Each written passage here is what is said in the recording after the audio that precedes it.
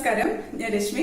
എല്ലാവരും ഓണമൊക്കെ ആഘോഷിച്ചു എന്ന് വിശ്വസിക്കുന്നു. ഞങ്ങളും വലിയ രീതിയിലൊന്നല്ല, ചെറിയൊരു സദ്യയൊക്കെ ഉണ്ടാക്കി ചെറുതായിട്ട് ഓണം ആഘോഷിച്ചു.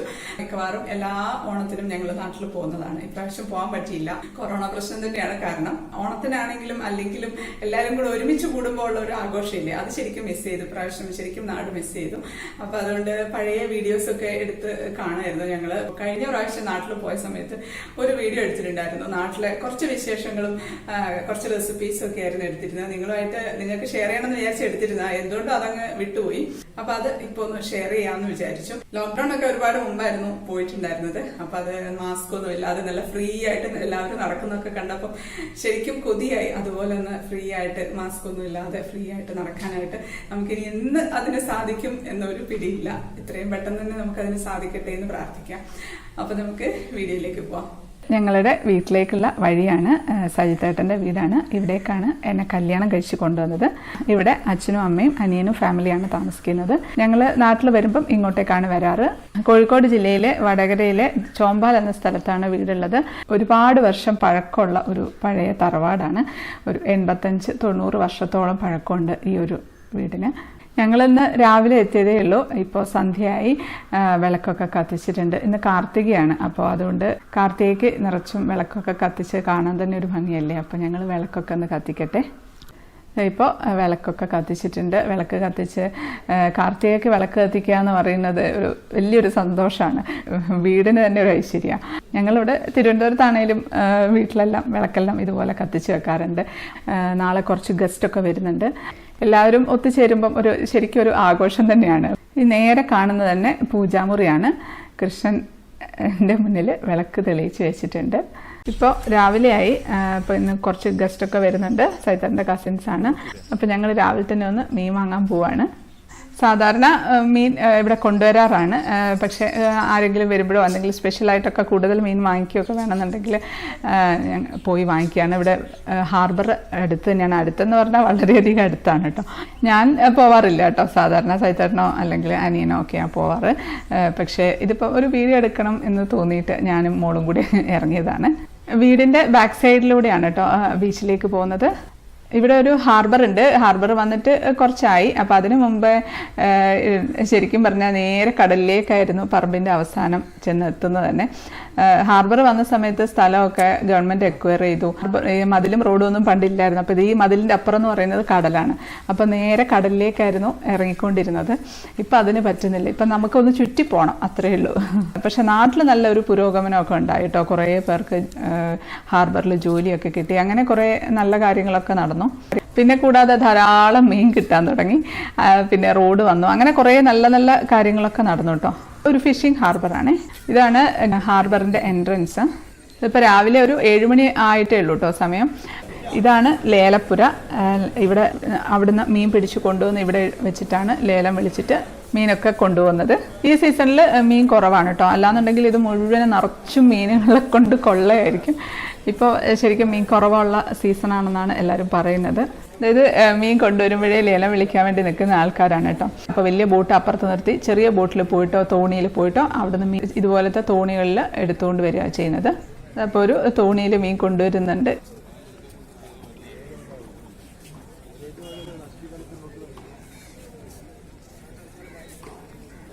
അതപ്പം അവർ പറഞ്ഞത് ശരിയാണ്. വളരെ കുറച്ചേ ഉള്ളൂ മീനൊക്കെ. 2-3 കൊട്ടയിലൊക്കെ ഉള്ളൂ മീനുള്ളത്. ഇപ്പം ഇതിപ്പോൾ ഉടനെ തന്നെ ലേലം വിളിക്കാൻ തുടങ്ങിയിട്ടുണ്ട്.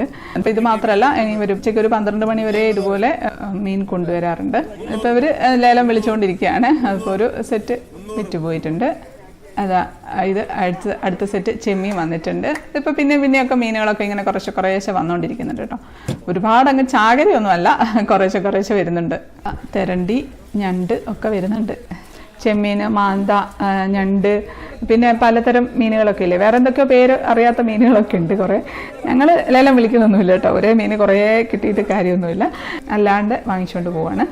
ഇവിടെ നിന്ന് മീൻ വാങ്ങിക്കാം. ഇപ്പോൾ ഇവിടെ ചെമ്മീനുണ്ട്, ഞണ്ട്, മാന്ത, അയല, അയക്കൂറ എന്ന് പറയുന്നത് തിരുവനന്തപുരത്ത് നെയ്മീനാണ്.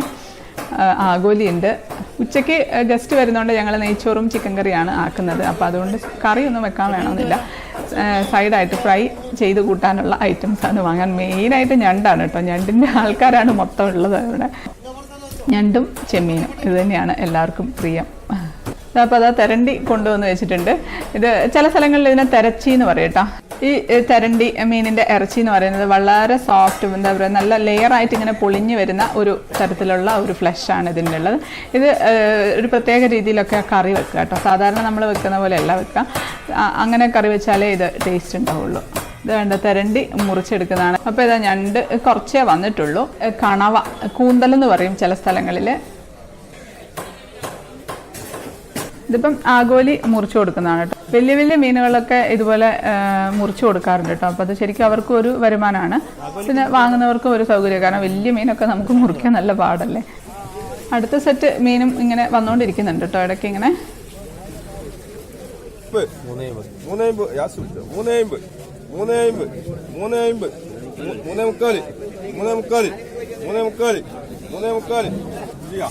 ഏറ്റവും കൂടുതൽ വില വിളിക്കുന്നവർക്ക് ലേല ഉറപ്പിച്ച് കൊടുക്കും. ഇപ്പം മീനുകൾ കുറച്ചും കൂടെ വരാനുണ്ട്, ഇനി കുറച്ചുകൂടെ കഴിഞ്ഞ് എന്നിട്ട് വാങ്ങിക്കാമെന്ന് വിചാരിച്ചു. അപ്പോൾ ഇത് ഒരു നടപ്പാതയാണ് കേട്ടോ. ഹാർബറിന് വേണ്ടി കെട്ടിയിട്ടുള്ള ഒരു മതിലാണ്. അപ്പോൾ അതങ്ങ് നേരെ കടലിലേക്ക് പോവാണ്. അപ്പോൾ അതങ്ങേ അറ്റം വരെ നമുക്ക് നടന്നു പോകാം. ഞങ്ങളിടയ്ക്ക് പോയി ഇരിക്കാറുണ്ട് കേട്ടോ. അങ്ങ് അറ്റത്ത് കടലിലോട്ട് കാലിട്ട് കല്ലിൻ്റെ മേലെ ഇങ്ങനെ ഇരിക്കാൻ നല്ല രസമാണ്. സന്ധ്യക്കൊക്കെ പോയിരിക്കാൻ നല്ല രസമാണ്. ഇവിടെ പക്ഷെ അങ്ങനെ ഒരു പേടിക്കേണ്ട ആവശ്യമൊന്നുമില്ല, എല്ലാം നാട്ടുകാരൊക്കെ തന്നെയാണുള്ളത്. ബീച്ചിൽ വന്നു കഴിഞ്ഞാൽ കാലൊന്നും നനയ്ക്കണം എന്തായാലും. ഇപ്പോൾ ഒക്കെ കുറേ ഒക്കെ ആൾക്കാരൊക്കെ ഇങ്ങനെ വൈകുന്നേരങ്ങളിലൊക്കെ വരാറുണ്ട്. പിന്നെ പ്രത്യേകിച്ച് എന്താ വിശേഷ ദിവസങ്ങളൊക്കെ ആണെങ്കിൽ ഇവിടെ നല്ലപോലെ ആൾക്കാരായിരിക്കും. പക്ഷെ ഇപ്പോൾ രാവിലെ ആയതുകൊണ്ടാണ് അധികം ആരും കാണാത്തത്. കടലിൻ്റെ ശബ്ദം കേൾക്കാൻ നല്ല രസമാണ്. ഞങ്ങൾ നാട്ടിൽ വന്നാൽ മിക്കവാറും എല്ലാ ദിവസവും ഇവിടെ തന്നെയാണ് കേട്ടോ. ബീച്ചിൽ വന്ന് സന്ധ്യയ്ക്ക് ഒരുപാട് രാത്രിയായിട്ടേ പോകാറുള്ളൂ. നമുക്കിപ്പം തിരുവനന്തപുരത്തൊക്കെ ആണെങ്കിൽ കോവളത്താണ് 6 മണിയാകുമ്പോഴത്തേക്കും വെള്ളത്തിനകത്തുനിന്ന് കയറ്റും. ഇവിടെ പിന്നെ അങ്ങനെയൊന്നുമില്ല, ഇവിടെ എത്ര സമയം വേണേലും ഇരിക്കാം, രാത്രി വരെ ഇരിക്കാറുണ്ട്. അപ്പോൾ ഇത് കുറച്ചുകൂടെ ഞണ്ടൊക്കെ വന്നിട്ടുണ്ട്. ഇപ്പം ഞണ്ട് വാങ്ങിക്കുന്ന സമയത്ത് നമ്മൾ ശ്രദ്ധിക്കേണ്ട ഒരു കാര്യം എന്ന് വെച്ചാൽ നമ്മളൊന്ന് ഞെക്കി നോക്കണം. എന്താ ഈ വയറിൻ്റെ ഈ പോർഷനിലെ നടുഭാഗം അവിടെ ഇങ്ങനെ ഞെക്കി നോക്കണം. ഞെക്കി നോക്കിയിട്ടേ വാങ്ങാവുള്ളൂ. ഞെക്കി നോക്കുമ്പം നന്നായിട്ട് ഞെങ്ങുന്നുണ്ടെങ്കിൽ അത് ചീഞ്ഞതായിരിക്കും, അല്ലാതെ നല്ല ഹാർഡാണെന്നുണ്ടെങ്കിൽ നല്ലതായിരിക്കും. അപ്പോൾ എപ്പോഴും അല്ലാതെ നമുക്കിത് കണ്ടാൽ മനസ്സിലാവുകയില്ല. പുറം ഭാഗമൊക്കെ നല്ല ഭംഗിയായിട്ട് തന്നെ ഇരിക്കും. പക്ഷേ ഇത് ഞെക്കി നോക്കുമ്പോൾ ഞെങ്ങുന്നുണ്ടെങ്കിൽ വാങ്ങരുത്. അപ്പോൾ കുറച്ച് ഞണ്ട് വാങ്ങിച്ചു, അതിന് കുറച്ച് തെരണ്ടിയും വാങ്ങിച്ചിട്ടുണ്ട്. അപ്പോൾ കുറച്ച് എന്തായാലും നെയ്ച്ചോറാണേലും കുറച്ച് ചോറ് എന്തായാലും വെക്കും. അപ്പോൾ അതിൻ്റെ കൂടെ കൂട്ടി കഴിക്കാനായിട്ട് തെരണ്ടി കറി നല്ല ടേസ്റ്റാണ്. ഇനി കുറച്ച് ചെമ്മീനും കൂടെ വാങ്ങിക്കുകയാണ്. ഇപ്പുറത്തെ സൈഡിൽ പിന്നെയും ഞണ്ട് ഉണ്ടെന്ന് പറഞ്ഞു കേട്ട് നിങ്ങൾ കുറച്ചുകൂടെ ഞണ്ട് വാങ്ങിക്കാൻ വരികയാണ്. ഞണ്ട് എത്ര കിട്ടിയാലും മതിയാവില്ല കേട്ടോ. അവിടെ അത്രയ്ക്ക് ഡിമാൻഡാണ് ഞണ്ടിന്. ഞണ്ട് ഫ്രൈക്ക് ഭയങ്കര ഡിമാൻഡാണ്. കറി വെച്ചാലും പിന്നെ മുളകിട്ടാലും ഒക്കെ ഭയങ്കര ഡിമാൻഡുള്ളൊരു സംഭവമാണ് ഞണ്ട്. കുറച്ചുകൂടെ ഞണ്ട് വാങ്ങിക്കുകയാണ്. എല്ലാം അങ്ങനെ നടുഭാഗം അങ്ങ് ഞെക്കി നോക്കിയിട്ട് എടുക്കുകയാണ്. അപ്പോൾ ഞണ്ട് വാങ്ങിച്ചു. ഇതിപ്പോൾ തെരണ്ടി പിന്നെയും വന്നിട്ടുണ്ട് കേട്ടോ. ഇതിപ്പോൾ ഇവർ ഐസിലിട്ട് വെക്കാൻ പോവാണ്. കുറച്ച് കൂടുതലൊക്കെ വന്നിട്ടുണ്ടെങ്കിൽ ഐസിലിട്ട് വെച്ചില്ലെങ്കിൽ ചീത്തയായി പോകില്ലേ. വാലും ഒക്കെ പിടിച്ചിട്ടാണ് അവരെടുത്ത് ഐസ് ബോക്സിലേക്ക് ഇടാൻ പോകുന്നത്. അങ്ങനെ അതാ ഐസ് പെട്ടിക്കകത്ത് തെരണ്ടി കയറി. എന്നിട്ട് അതിൻ്റെ മുകളിലേക്ക് ഐസ് പൊടിച്ചങ്ങ് ഇട്ടങ്ങ് നിരത്തി കൊടുക്കുകയാണ് കേട്ടോ. ഫുള്ളായിട്ട് അങ്ങ് ഐസിൽ കവർ ചെയ്തിട്ട്. അങ്ങനെ മീനൊക്കെ മതി, ഇനി അവിടെ നിന്ന് അതിന് പിന്നെ എന്തെങ്കിലുമൊക്കെ വാങ്ങിച്ചു പോകുന്നു പറഞ്ഞ് ഞങ്ങൾ വേഗം തിരിച്ചു പോവുകയാണ്. വീടിൻ്റെ ബാക്ക് സൈഡിൽ കൂടെ തന്നെയാണ് കേട്ടോ കയറുന്നത്. അപ്പോൾ ഇനി കാലൊക്കെ കഴുകി ഒന്ന് അകത്ത് കയറണം. ഞണ്ടും ചെമ്മീനും ഒക്കെ വാങ്ങിച്ചുകൊണ്ടെന്നില്ല, മുറിച്ച് എടുക്കണം. എല്ലാവരും ഉണ്ട്, എല്ലാവരും കൂടി അങ്ങ് മുറിക്കും, അതുകൊണ്ട് കുഴപ്പമൊന്നുമില്ല. ഇപ്പം മീനും ഞണ്ടും ഒക്കെ പാത്രത്തിലാക്കി വെച്ചിട്ടുണ്ട്. നീല കാലുള്ള ഞണ്ടാണ് ഇത്. നീല കാലുള്ള ഞണ്ടിന് പ്രത്യേക ടേസ്റ്റാണ്. ഇപ്പം ചെമ്മീനൊക്കെ എത്രയാണ് നമ്മൾക്കിപ്പം തിരുവനന്തപുരത്ത് നിന്നൊക്കെ ഇത് ഞങ്ങൾ വാങ്ങിക്കുകയാണെങ്കിൽ 100 രൂപയ്ക്ക് 10 ചെമ്മീനൊക്കെയാണ് കിട്ടുക. ഇതൊക്കെ നല്ല ലാഭത്തിന് നമുക്ക് ഇവിടെ നിന്ന് വാങ്ങിക്കാൻ കിട്ടും. അപ്പോൾ ഞണ്ട് മുറിച്ചെടുക്കട്ടെ. ഞണ്ട് മുറിക്കുന്നതിന് മുമ്പ് ആദ്യം തന്നെ നന്നായിട്ടൊന്ന് കഴുകിയെടുക്കണം. എന്നു വെച്ചാൽ പൂഴി ഉണ്ടാവും. അത് ആദ്യമേ കഴുകി പോക്കിയിട്ടില്ല എന്നുണ്ടെങ്കിൽ ആ പൂഴിയൊക്കെ അകത്ത് കയറി കഴിഞ്ഞാൽ പിന്നെ അത് ആ ഫ്ലഷിലൊക്കെ കയറി കഴിഞ്ഞാൽ പിന്നെ അത് പോക്കിയെടുക്കാൻ ഭയങ്കര ബുദ്ധിമുട്ടായിരിക്കും. അതുകൊണ്ട് ഒരു 2, 3, 4 വെള്ളത്തിൽ നന്നായിട്ട് കഴുകി പൂഴിയൊക്കെ പോക്കിയതിന് ശേഷം നമുക്ക് മുറിച്ചെടുക്കാം. അപ്പോൾ ഇനി ഞണ്ട് മുറിക്കാൻ അറിയായിരിക്കും എല്ലാവർക്കും, എന്നാലും അറിയാത്തവർ ഉണ്ടാവുമായിരിക്കും. അപ്പോൾ എങ്ങനെയാണ് മുറിക്കുന്നതെന്ന് കാണിച്ചു തരാം. ഞാനല്ല കേട്ടോ മുറിക്കുന്നത്, സന്ധ്യയാണ്, അനിയൻ്റെ വൈഫാണ്. അപ്പോൾ ആദ്യം വലിയ 2 കാലും അങ്ങ് പൊട്ടിച്ചെടുക്കുകയാണ്. ബുദ്ധിമുട്ടൊന്നുമില്ല കേട്ടോ, ഒന്ന് പെട്ടെന്ന് പൊട്ടിച്ചെടുക്കാൻ പറ്റും. എന്നിട്ട് ആ ചെറിയ കാലുകളെല്ലാം കൂടെ ഒരുമിച്ച് അങ്ങ് പിടിച്ചിട്ട് ആ തൊണ്ടങ്ങ് പൊളിച്ചങ്ങ് എടുക്കണം. ഞാൻ ഇതുപോലെയല്ല കേട്ടോ മുറിക്കുന്നത്. ഞാൻ എങ്ങനെയാണ് മുറിക്കുന്നതെന്ന് പിന്നെ കാണിച്ചു തരാം. അപ്പോൾ തൊണ്ട് പൊളിക്കുന്ന സമയത്ത് ഇതിൻ്റെ ഉള്ളിൽ നിറച്ചും ഇങ്ങനെ നാര് പോലത്തെ സാധനമുണ്ട്. ഈ സവാളയൊക്കെ മുറിച്ച് വെച്ചാലുള്ള ആ ഒരു ഷേപ്പിലുള്ള ഒരു സംഭവമാണ്. അത് അങ്ങ് എടുത്ത് കളയണം കേട്ടോ. അതില്ല വയറ്റിലൊക്കെ ചെന്ന് കഴിഞ്ഞാൽ വയറുവേദനയൊക്കെ വരാൻ സാധ്യതയുണ്ട്. എന്നിട്ട് ഇവിടെ ഇതാ അടിയിൽ ഒരു ഫ്ലാപ്പ് പോലത്തെ ഒരു സാധനമുണ്ട്, അതങ്ങ് പൊളിച്ചങ്ങ് മാറ്റാം. എന്നിട്ട് ഇത് ചെറിയ ചെറിയ കാലുകളില്ലേ അതിൻ്റെ എല്ലാം അറ്റം അങ്ങ് കട്ട് ചെയ്ത് കളയും. അവിടെ ഒന്നും അത്ര ഫ്ലഷ് ഒന്നും ഉണ്ടാവില്ല. എന്നിട്ട് അതിൻ്റെ നടുഭാഗത്തോടെ ഒന്ന് കട്ട് ചെയ്തിട്ട് 2 കഷ്ണമായിട്ട് ഇടാം. ചെറിയ ഞണ്ടാണെന്നുണ്ടെങ്കിൽ നടു കട്ട് ചെയ്യണമെന്നില്ല, അങ്ങനെ തന്നെ ഇട്ടാലും മതി. ഇതിനിപ്പം വലിയ കാലുകളില്ലേ അതിൻ്റെ അറ്റം ഒന്ന് കട്ട് ചെയ്ത് കൊടുക്കുകയാണ്. ഇതുപോലത്തെ കത്രിക ഉണ്ടെങ്കിൽ അതാണ് എളുപ്പം. ഇല്ലാന്നുണ്ടെങ്കിൽ പണ്ടൊക്കെ എന്താ ചെയ്യുകയെന്ന് വെച്ചാൽ പലകയുടെ മുകളിൽ ഇത് വെച്ചിട്ട് കത്തി കൊണ്ട് കൊത്തിയാണ് മുറിച്ചെടുക്കുന്നത്. ഈ കാല് കട്ട് ചെയ്തിട്ടില്ല എന്നുണ്ടെങ്കിൽ ഉള്ളിലേക്ക് മസാല കയറൂല. പിന്നെ അത് മാത്രമല്ല നല്ല ഷാർപ്പുമാണ്, നമ്മളെ വായൊക്കെ നല്ല റെഡിയായി കിട്ടും ഇങ്ങനെ തന്നെ ഇട്ട് കഴിഞ്ഞാൽ. അപ്പോൾ അത് ആ സമയത്ത് സൈത്തറിൻ്റെ കസിനും മോനും കൂടെ വന്നിട്ടുണ്ട്. ഷീബേച്ചിയാണ്. അതപ്പം ഞങ്ങൾ കുറച്ച് സമയം ഒന്ന് വർത്താനമൊക്കെ പറഞ്ഞ് ഇപ്പോൾ ഷീബേച്ചി ഞണ്ട് മുറിക്കാമെന്ന് പറഞ്ഞു. ഷീബേച്ചി മുറിക്കുന്നത് ഞാൻ മുറിക്കുന്ന രീതി തന്നെയാണ് കേട്ടോ. പറഞ്ഞ് കേട്ടപ്പോൾ എനിക്ക് ഞാൻ മുറിക്കുന്ന പോലെയാണെന്ന് തോന്നിയിട്ടുണ്ട്. അപ്പോൾ അതെങ്ങനെയാണെന്നൊന്ന് കാണിച്ചു തരാം. അപ്പം ഞണ്ട് എടുത്തിട്ട് ആദ്യം തന്നെ ആ ഫ്ലാപ്പില്ലേ ആ ഫ്ലാപ്പിൻ്റെ പോർഷനിൽ കൂടെ വിരൽ അങ്ങോട്ട് വെച്ചിട്ട് ആ ഫ്ലാപ്പ് അങ്ങോട്ട് വലിക്കുമ്പോഴത്തേക്കും തുറക്കാൻ പറ്റും. അത് തുറന്നു കഴിയുമ്പോൾ പിന്നെ കാണുന്നത് നേരത്തെ കണ്ടാതെ നാല് പോലെ ഇരിക്കുന്ന പോർഷനൊക്കെ ഒന്ന് എടുത്ത് മാറ്റാം. എന്നിട്ട് നടുവിൽ കൂടി ഞാൻ കട്ട് ചെയ്യും. എൻ്റെ ചെറിയ കാലുകളും ഒക്കെ ഒന്ന് കട്ട് ചെയ്ത് മാറ്റുകയാണ്. എന്നിട്ട് അതേപോലെ തന്നെ വലിയ കാലുകൾ അങ്ങ് മുറിച്ചെടുത്ത് മാറ്റും. ചെറിയ കാലുകളുടെ അറ്റം മാത്രം ഒന്ന് കട്ട് ചെയ്യും. അല്ലാന്നുണ്ടെങ്കിൽ എടുത്ത് അങ്ങ് മാറ്റിക്കളയും മൊത്തമായിട്ട് കേട്ടോ. അധികം ഒന്നും നമുക്ക് ഫ്ലഷ് കിട്ടില്ല. എന്നിട്ട് 2ആയിട്ട് തന്നെ ഇതുപോലെ തന്നെ മുറിച്ചിടും. പിന്നെ ഇതിൽ ഞണ്ടിൻ്റെ മുട്ട ഉണ്ടാവും കേട്ടോ ഉള്ളിൽ, അത് നല്ല ടേസ്റ്റാണ് കഴിക്കാനായിട്ട്. അപ്പോൾ അതുണ്ടെങ്കിൽ അത് അങ്ങനെ തന്നെ വെച്ചാൽ മതി.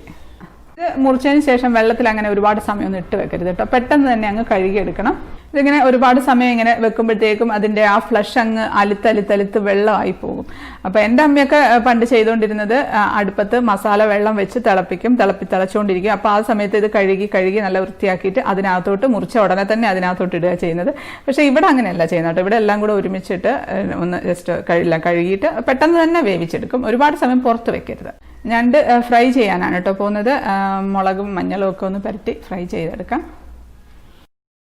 ഇനി നമുക്ക് ഞണ്ടിൻ്റെ മസാല ഒന്ന് റെഡിയാക്കണം. ഇതിപ്പോൾ 2 കിലോ വരുന്ന ഞണ്ടാണുള്ളത്. അതിനുവേണ്ടി നമുക്കൊരു ബൗളിലേക്ക് ഒരു 6 ടേബിൾ സ്പൂണൊക്കെ കാശ്മീരി ചില്ലി പൗഡറാണ് ഇട്ട് കൊടുക്കുന്നത്. ഇനി അതിലേക്കൊരു 3/4 ടേബിൾ സ്പൂൺ തൊട്ട് 1 ടേബിൾ സ്പൂൺ വരെ മഞ്ഞൾപ്പൊടി ഇട്ട് കൊടുക്കാം. ഇനി നമുക്ക് ആവശ്യത്തിന് ഉപ്പും കൂടി ഇട്ട് ആവശ്യത്തിന് വെള്ളം ഒഴിച്ച് ഒന്ന് മിക്സ് ചെയ്തെടുക്കാം. ഇപ്പോൾ അത് മിക്സ് ചെയ്തിട്ടുണ്ട്. ഇതിപ്പോൾ ഇതൊരു വലിയൊരു പാത്രത്തിലേക്ക് ഇട്ടിട്ടുണ്ട് കേട്ടോ. അതിലേക്ക് നമുക്ക് ഞണ്ട് ഇട്ടിട്ട് എല്ലാം കൂടെ നന്നായിട്ടൊന്ന് പുരട്ടിയെടുക്കാം. ഇപ്പം എല്ലാം നന്നായിട്ട് പുരട്ടി വെച്ചിട്ടുണ്ട്. ഇനി നമുക്കിതൊന്ന് ഫ്രൈ ചെയ്തെടുക്കാം. ഇത് നമ്മൾ പുരട്ടി വെക്കുകയൊന്നും വേണ്ട കേട്ടോ. അപ്പം തന്നെ നമുക്കങ്ങ് ഫ്രൈ ചെയ്തെടുക്കാം. ഇനി ഫ്രൈ ചെയ്തെടുക്കാനായിട്ട് ഒരു പാനിലേക്ക് കുറച്ച് വെളിച്ചെണ്ണ ഒഴിച്ചു കൊടുക്കുകയാണ്. അതിലേക്ക് ഒരു 3-4 പച്ചമുളക് ഒന്ന് ചതച്ചത് ഇട്ട് കൊടുക്കാം. അതിലേക്ക് ഒരു ഇഞ്ച് കഷ്ണം ഇഞ്ചി, അതും ചതച്ചെടുത്തതാണ്, അതും കൂടി ഇട്ട് കൊടുക്കാം. പിന്നെ 1-2 തണ്ട് കറിവേപ്പിലയും കൂടെ ഇട്ട് കൊടുക്കാം. അതൊന്ന് ഇട്ടൊന്ന് മൂപ്പിക്കുമ്പോഴത്തേക്കും നല്ലൊരു സ്മെല്ല് വരും. ആ സ്മെല്ല് വരുമ്പോൾ നമുക്ക് മസാല പുരട്ടി വെച്ചിരിക്കുന്ന ഞണ്ട് ഇട്ട് കൊടുക്കുകയാണ്. അതിലേക്ക് തന്നെ കുറച്ച് ആ മസാല പുരട്ടി വെച്ച പാത്രത്തിലേക്ക് തന്നെ കുറച്ച് വെള്ളം ഒഴിച്ച് അതും കൂടി അങ്ങ് കലക്കി ഇതിലേക്ക് അങ്ങ് ഒഴിക്കുക. ഇതൊക്കെ നമ്മൾ അടുക്കളയിൽ ചെയ്യുന്ന കാര്യങ്ങളാണല്ലോ. എന്നിട്ട് നമുക്കിത് അടച്ചു വെച്ച് കൊടുക്കാം. അടച്ചു വെച്ച് നന്നായിട്ടങ്ങ് വേവിച്ചെടുക്കാം. കുറച്ച് വെള്ളം മതി, കാരണം ഞണ്ടെന്നും വെള്ളം നന്നായിട്ട് ഇറങ്ങി വരും. അപ്പോൾ അടച്ചു വെച്ചിട്ട് അതിനകത്തിരുന്നങ്ങ് ആ മസാലക്കകത്ത് കിടന്നതങ്ങ് നന്നായിട്ട് വേവണം. വെന്തെങ്കിൽ മാത്രമേ ഉള്ളിലേക്കൊക്കെ നന്നായിട്ട് മസാല പിടിക്കുകയുള്ളൂ. അല്ലാതെ നമ്മൾ പുരട്ടി നമ്മൾ സാധാരണ മീൻ ഫ്രൈ ചെയ്യുന്നതല്ല, ഫ്രൈ ചെയ്താൽ ഇതിൻ്റെ പുറത്തുള്ള തൊണ്ടിൽ മാത്രമേ നമുക്ക് മസാല കിട്ടുള്ളൂ. ഉള്ളിലേക്കൊന്നും അങ്ങനെ അങ്ങോട്ട് മസാല ഇറങ്ങില്ല. അപ്പോൾ അതുകൊണ്ട് ഇങ്ങനെ ഒന്ന് വേവിച്ചിട്ട് ഫ്രൈ ചെയ്യാണ് നല്ലത്. ഇടയ്ക്കിടയ്ക്ക് നമ്മളൊന്ന് തുറന്ന് നോക്കി ഒന്ന് ഇളക്കി കൊടുത്താൽ മതി. വെള്ളം ഇങ്ങനെ വന്നുകൊണ്ടിരിക്കുന്നുണ്ട്. ഇപ്പോൾ അത്യാവശ്യം കുറച്ച് സമയമൊക്കെ ആയി. അധികം ഒരുപാട് സമയമൊന്നും വെക്കേണ്ട ആവശ്യമൊന്നുമില്ല കേട്ടോ. അത് പെട്ടെന്ന് തന്നെ വെന്ത് കിട്ടും. നമുക്കിത് തുറന്ന് വെച്ച് ആ വെള്ളം അധികമുള്ള വെള്ളം ഒന്ന് വറ്റിച്ചു കൊടുക്കാം. ഇപ്പം നന്നായിട്ട് വെള്ളം വറ്റിയിട്ടുണ്ട്. ഇനി നമുക്കിതിലേക്ക് വെളിച്ചെണ്ണ ഒഴിച്ചു കൊടുക്കാം. ഇനിയിപ്പോൾ ഇത് ഇങ്ങനെ തന്നെ എടുത്ത് വെളിച്ചെണ്ണയ്ക്കകത്ത് ഡീപ്പ് ഫ്രൈ ചെയ്തിട്ടും എടുക്കാം കേട്ടോ. ഞങ്ങളിപ്പം ശാലോ ഫ്രൈ ചെയ്യുന്നുള്ളൂ. എങ്ങനെയായാലും കുഴപ്പമൊന്നുമില്ല. ഒരു അരക്കപ്പൊക്കെ വെളിച്ചെണ്ണ ഒഴിച്ചിട്ടുണ്ട് കേട്ടോ. കുറച്ച് നല്ലോണം എണ്ണ വേണം. ആ എണ്ണയ്ക്കകത്ത് കിടന്ന് ഇങ്ങനെ ഫ്രൈ ആയിട്ട് വരണം. അപ്പം നന്നായിട്ട് ഫ്രൈ ആയിട്ടുണ്ട് കേട്ടോ. നല്ല മണമാണ്. ഇവിടെ മൊത്തം നല്ല ഞണ്ടിൻ്റെ ആ ഒരു സ്മെല്ല് പ്രത്യേക ഒരു മണമാണ്. ഇടയ്ക്ക് കറിവേപ്പില ഇട്ട് കൊടുത്തിട്ടുണ്ട് കേട്ടോ. കറിവേപ്പിലൊക്കെ നല്ലവണ്ണം ഇടുകയാണെങ്കിൽ നല്ല ടേസ്റ്റാണ്. ഫ്രൈ ചെയ്യുമ്പം കരിഞ്ഞു പോകരുത് കേട്ടോ. ഇപ്പം മതി, ഞാൻ ഓഫാക്കിയിട്ടുണ്ട്. നമുക്കത് പ്ലേറ്റിലേക്ക് എടുക്കാം. ഇപ്പം നല്ല മസാലയൊക്കെ നന്നായിട്ട് പൊതിഞ്ഞിരിപ്പുണ്ട്. നമുക്കിത് സെർവ് ചെയ്യാം. ഇതിപ്പം കഴിക്കാൻ അറിയാത്തവർ ഉണ്ടാവും കേട്ടോ, ഒരുപാട് പേരുണ്ട്. എനിക്കറിയാം ഞണ്ട് കഴിക്കുക എങ്ങനെയാണെന്ന് അറിയാത്തതുകൊണ്ട് ഞണ്ട് വാങ്ങാതിരിക്കുന്നവരുണ്ട്. അപ്പോൾ അതുകൊണ്ട് ഞാൻ എങ്ങനെയാണ് ഞണ്ട് കഴിക്കുന്നതെന്ന് കാണിച്ചു തരാം. ഇതിപ്പം ആദ്യം ഞണ്ടിൻ്റെ വയറുഭാഗം എടുക്കാം. നടുവിലത്തെ പോർഷനില്ലേ അത്, ഇതിലാണ് കേട്ടോ നിറച്ചും ഇറച്ചി കൂടുതലായിട്ടുള്ളത്. അപ്പോൾ ഇതിലേക്ക് നമ്മളിങ്ങനെ വിരലിങ്ങനെ ഉള്ളിലേക്ക് ഇട്ടിട്ട് ഇങ്ങനെ തള്ളി കൊടുക്കുമ്പോഴത്തേക്കും ഉള്ളിലുള്ള ഫ്ലഷ് ഇങ്ങനെ പുറത്തോട്ട് വരും. വീതിയുള്ള പോർഷൻ ഫ്രണ്ടിലേക്ക് പിടിച്ചിട്ട് വീതി കുറഞ്ഞ ഭാഗത്തു നിന്ന് അപ്പോൾ ഇങ്ങനെ ഉള്ളിലോട്ട് വിരൽ കടത്തി ഇങ്ങനെ പുറത്തോട്ട് തള്ളുമ്പോൾ ആ ഫ്ലഷ് ഇങ്ങനെ പുറത്തോട്ട് വരുമല്ലോ, അതങ്ങ് നമുക്ക് എടുത്ത് കഴിക്കാം. നല്ല ടേസ്റ്റാട്ടോ, ആ മസാലയൊക്കെ കൂടെ കൂട്ടി ഇങ്ങനെ കഴിക്കണം. അതേപോലെ തന്നെ ബാക്ക് സൈഡിൽ നിന്നും ഒക്കെ എല്ലാം നമുക്കിങ്ങനെ വിരലുള്ളിലോട്ടിട്ടിട്ട് അങ്ങനെ ഫ്ലഷ് പുറത്തോട്ട് തള്ളി തള്ളി നമുക്ക് അതിങ്ങനെ കഴിക്കാം. അപ്പം അതേപോലെ ഇതെല്ലാം ഇതിനകത്തുനിന്ന് എല്ലാ ഫ്ലഷും നമ്മളിങ്ങനെ വിരൽ കൊണ്ട് ഇങ്ങനെ എടുത്ത് കഴിയുമ്പം ഇതിനകത്ത് ബാക്കി തൊണ്ടുണ്ടല്ലോ, ഇതെന്ന് പറയുന്നത് ഇത് കളയണ്ട, ഇത് നമ്മൾ വായിലിട്ടിട്ട് ചവച്ചിട്ട് അതിൻ്റെ ജ്യൂസ് മുഴുവൻ അങ്ങ് എടുക്കണം. എന്നിട്ട് ആ ബാക്കിയുള്ള തുണ്ടങ്ങ് തുപ്പി കളയണം. അതെന്ന് വെച്ചാൽ അത് കഴിക്കരുത്, വയറ്റ് ചെന്ന് കഴിഞ്ഞാൽ വയറുവേദനയൊക്കെ വരും. അത് കഴിക്കുന്നവരൊക്കെ ഉണ്ട് കേട്ടോ, പക്ഷേ ഞങ്ങൾ കഴിക്കാറില്ല, അത് തുപ്പിക്കളയുക ചെയ്യാറ്. നല്ല ടേസ്റ്റാണ്. ഏറ്റവും എനിക്ക് ഇഷ്ടമുള്ളൊരു കാര്യം അതാണ്, അതിൻ്റെ ആ ഒരു ജ്യൂസ്, ആ ഒരു മസാലയൊക്കെ കൂടെയുള്ള ആ ഒരു ജ്യൂസ് ഇങ്ങനെ കഴിക്കാനായിട്ട് നല്ല ടേസ്റ്റാണ്. ഇനി കാലിന് എങ്ങനെയാണ് ഫ്ലഷ് എടുക്കേണ്ടതെന്ന് കാണിച്ചു തരാം. ഇപ്പം കാലെടുത്ത് ഇങ്ങനെ പിടിച്ചിട്ട് ഈ ഒരു പോർഷനിൽ കടിക്കണം. ഇത് കുറച്ച് എക്സ്പീരിയൻസ് വേണം കേട്ടോ, ആദ്യം ഒന്നും കടിച്ചാൽ കറക്റ്റായിട്ട് കിട്ടിക്കൊള്ളണം എന്നൊന്നുമില്ല. അപ്പോൾ ഈ ഒരു പോർഷനൊന്ന് കടിക്കട്ടെ. അത് കടിച്ചിട്ടുണ്ട്. എന്നിട്ട് പതുക്കെ നമുക്ക് ഇങ്ങനെ ഇളക്കി ഇങ്ങോട്ട് പുറത്തോട്ട് എടുത്തു കഴിഞ്ഞാൽ നമ്മുടെ കോലൈസൊക്കെ പോലെ ഫ്ലഷായിട്ട് അങ്ങനെ ഇരിക്കും. ഇപ്പം ഇത് കടിക്കുന്ന സമയത്ത് പ്രത്യേകിച്ച് ശ്രദ്ധിക്കണം, ഒരുപാട് അമർത്തി അങ്ങ് കടിക്കരുത്. ആ തൊണ്ട് മാത്രമേ പൊട്ടാവുള്ളൂ. ആ ഫ്ലഷ് പൊട്ടിക്കഴിഞ്ഞാൽ നമുക്ക് ഇതുപോലെ എടുത്ത് കഴിക്കാൻ പറ്റില്ല. ഇത് നമ്മൾ നേരെ ഇട്ട് വായിലിട്ട് കടിച്ചിങ്ങ് വലിക്കുക ചെയ്യുക. ഞാനിതിപ്പോൾ ഇതെങ്ങനെയാണെന്ന് കാണിച്ചു തരാം. ഇതിങ്ങനെ എടുത്തിട്ട് ഇങ്ങനെ വലിച്ചാൽ മതി. ഇത് മുഴുവൻ കണ്ടാൽ ഞണ്ടിൻ്റെ ഫ്ലഷാണ്. ഇത് ഇങ്ങനെ കിട്ടണമെന്നുണ്ടെങ്കിൽ കുറച്ച് ഒരു എക്സ്പീരിയൻസ് വേണം. കുഴപ്പമൊന്നുമില്ല, കുറച്ച് പ്രാവശ്യമൊക്കെ കഴിച്ച് കഴിയുമ്പോൾ അതിന് ശീലമായിക്കോളും. പിന്നെ നമുക്ക് പെട്ടെന്ന് തന്നെ കിട്ടും. ആദ്യമൊന്നും എന്തായാലും കിട്ടില്ല, ഞാൻ കുറേ ബുദ്ധിമുട്ടിയിട്ടുള്ളതാണ്. ഇല്ലാന്നുണ്ടെങ്കിൽ എങ്ങനെയാണെന്ന് വെച്ചാൽ കടിച്ച് അവിടെ ഇവിടെയൊക്കെ കടിച്ച് അതിൻ്റെ ഉള്ളിൽ നിന്നൊക്കെ ഫ്ലഷൊക്കെ വലിച്ച് എടുത്ത് തോണ്ടിയെടുക്കുക, അത്രയൊക്കെ തന്നെയുള്ളൂ. നല്ല ടേസ്റ്റാണ് ഞണ്ട്. വറുത്താലും അതെ, കറി വെച്ചാലും മുളകിട്ടാലും ഒക്കെ നല്ല ടേസ്റ്റാണ്. അപ്പോൾ ഇനി ഞണ്ട് കാണുമ്പം വാങ്ങാൻ മടിച്ച് നിൽക്കുന്നവർ വാങ്ങാതിരിക്കേണ്ട, ഒന്ന് വാങ്ങിച്ചിട്ട് ഒന്ന് ജസ്റ്റ് എളുപ്പമല്ലേ, ഫ്രൈ ചെയ്യാൻ എളുപ്പമല്ലേ, ഒന്ന് ഫ്രൈ ചെയ്ത് നോക്കും. കറി വെക്കുന്നത് ഞാൻ പിന്നെ ഒരിക്കൽ കാണിച്ചു തരാം.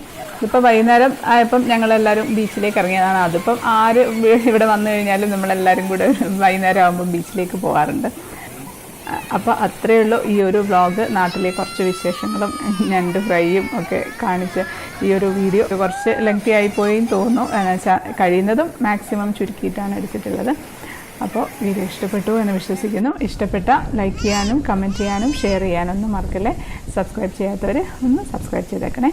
അപ്പോൾ നമുക്ക് അടുത്തൊരു അടിപൊളി റെസിപ്പി ആയിട്ട് കാണാം. അതുവരേക്കും stay happy, stay positive. By.